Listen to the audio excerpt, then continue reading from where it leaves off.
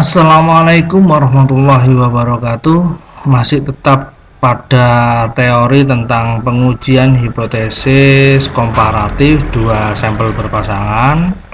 Dalam materi kali ini kita akan bahas contoh kasus tentang uji tanda, di mana dalam uji tanda ini digunakan untuk menguji hipotesis komparatif dua sampel berpasangan apabila datanya berbentuk ordinal dan sampelnya kecil, yaitu kurang dari 25. Rumusnya seperti ini. Nah, contoh kasusnya ini. Misalkan ada sebanyak 15 orang siswa sekolah luar biasa diambil sebagai sampel dan diminta untuk menyusun 10 balok dari balok terkecil hingga terbesar. Skor dihitung dari bedanya susunan pada hari kedua siswa tersebut. Kembali diminta untuk menyusun ke 10 balok tersebut dengan diiringi musik. Data yang diperoleh adalah sebagai berikut. Nah, ini datanya.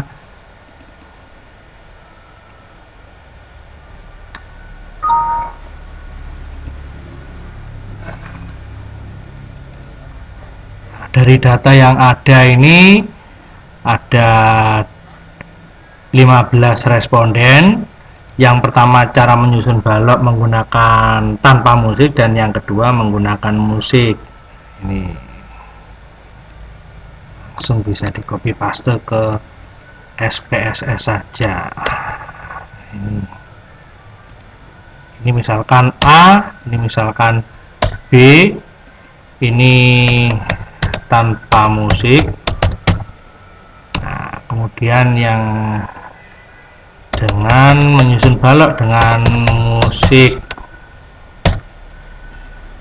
Nah, dari kasus yang ada, kita telaah apakah datanya merupakan data ordinal. Nah, ternyata ya data ordinal, yaitu kebenaran dalam menyusun balok dari siswa SLB tersebut. Kita analisis sampelnya kecil.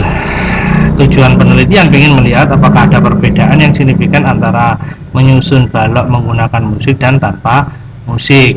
Dari sini langsung kita menggunakan uji non parametrik untuk dua sampel berpasangan. Dalam kasus ini karena datanya ordinal dan sampelnya kecil, maka menggunakan uji standar atau second test. Kita masukkan sama dengan uji yang lain, prosesnya kita masukkan ke variabel 1 dan yang kedua ke variabel 2. Sudah diklik OK.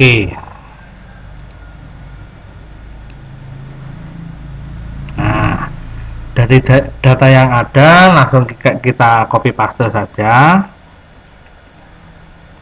Ini hasil dari outputnya. Untuk kita jelaskan interpretasinya ke dalam hasil kesimpulan, apakah hipotesis awal diterima atau ditolak. Kita pindah ke MS Word saja biar mudah cara melihatnya dalam penjelasannya. Oke, sebagaimana dalam pengujian hipotesis, langkah awal kita akan buat terlebih dahulu hipotesis awalnya dan hipotesis alternatifnya. Hipotesis awal tidak ada perbedaan skor yang signifikan antara perlakuan tanpa musik dan dengan perlakuan menggunakan musik. Hipotesis alternatif ada perbedaan skor yang signifikan antara perlakuan tanpa musik dan dengan perlakuan menggunakan musik.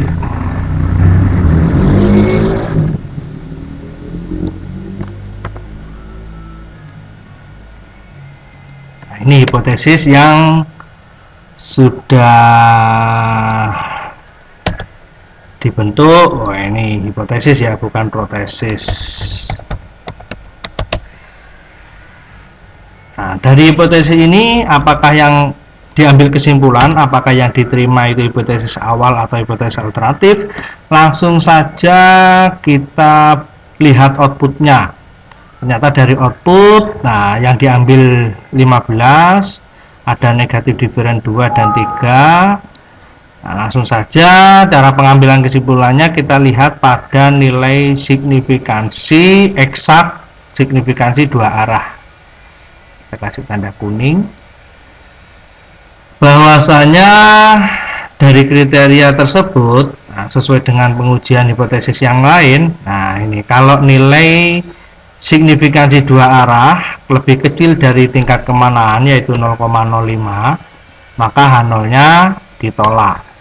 Ini ternyata diperoleh nilainya 0,007, dimana nilainya tadi 0,007 itu lebih kecil dari 0,05 tingkat kemanaan yang digunakan dalam penelitian ini, maka dapat diambil kesimpulannya bahwasanya H0-nya ditolak.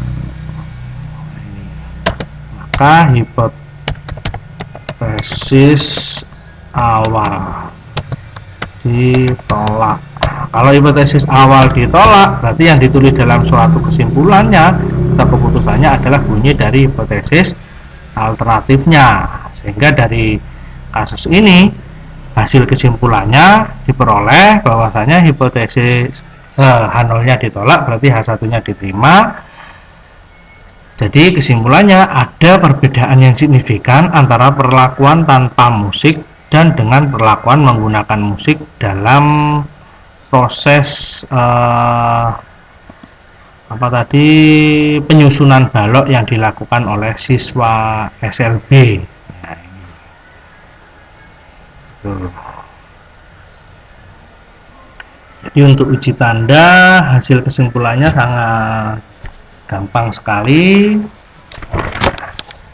Sehingga dari sini kalau saya bisa review lagi, ini ya dari outputnya, deskriptif statistiknya di sini menerangkan rata-rata banyaknya balok yang disusun dengan benar dari dua perlakuan dengan musik, memberikan rata-rata baloknya lebih tinggi dari tanpa perlakuan menggunakan musik. Nah ini 13 diperoleh nilainya, sedangkan yang satunya 2.